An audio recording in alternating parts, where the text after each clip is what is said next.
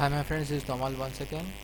I'm here to show you the thing which is called as flowchart, and this is the basic building blocks of each and every programming, be it C, C++, VB, Java, any programming.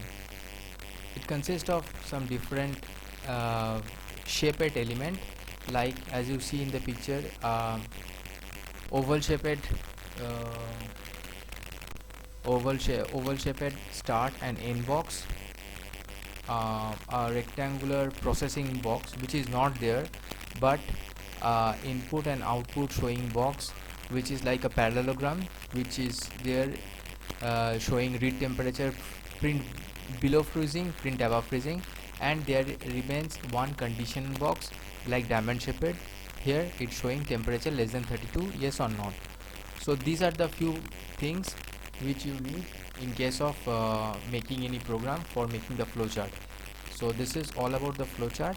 This is Tomal Das representing Tech Talks ttweb.in.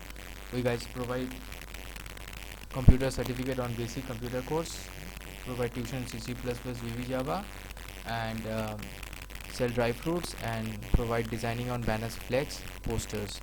Call is 8420879158. Email is astomal6@gmail.com.